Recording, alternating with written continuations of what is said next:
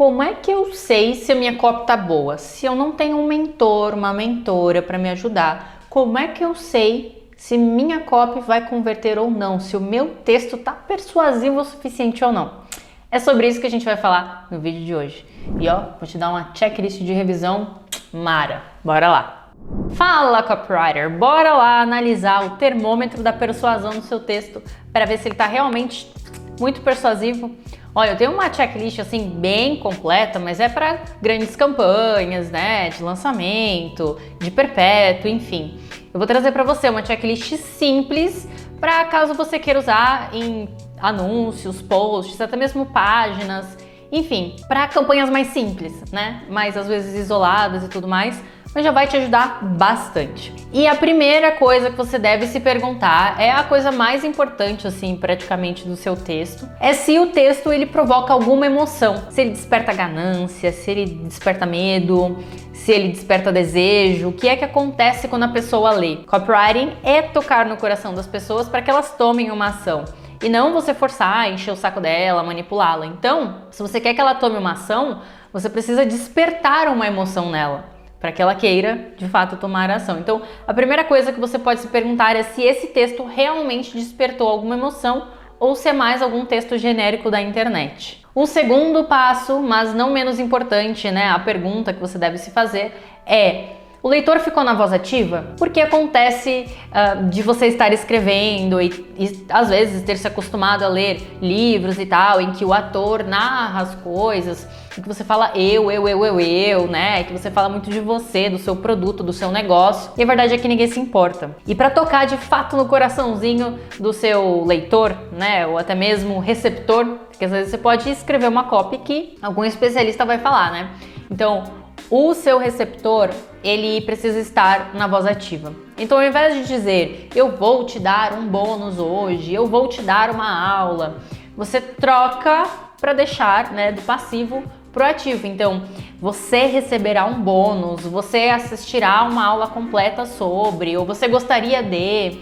Então, corta o eu do texto o máximo que você puder e adicione mais você. Então, o leitor na voz ativa, quando ele estiver lendo, ele vai ter muito mais facilidade de sentir de fato aquela emoção, porque é ele que está realizando a ação. E conforme ele vai lendo, ele vai sentindo cada vez mais, porque é sobre ele, não é sobre você. Então, fica aí a super dica. A terceira e penúltima pergunta que você deve se fazer é: o texto ele tem uma ideia central? Ele segue uma linha de raciocínio? Porque às vezes, por exemplo, você quer falar sobre copywriting, todos os benefícios do copywriting. E aí você fica falando, e no final das contas, você não chega a conclusão nenhuma, né? O leitor não chega a conclusão nenhuma, porque você falou de muita coisa. E para que o seu texto colhe de fato, né? Tem até um livro bem interessante sobre isso, Ideias que Colam, fica aí a referência para você. Posso até deixar um link aqui na descrição para caso você queira adquirir. O seu texto, ele deve seguir uma ideia central, né? No copywriting não existe regra, né? É arte e ciência, não é ciência exata, mas a regra do 1 é o que a gente gosta de seguir, uma única ideia para o seu texto, para que você mostre, por exemplo, o benefício de ter a liberdade na profissão copywriter. Você pode até citar uma coisa ou outra, mas a ideia central é uma só.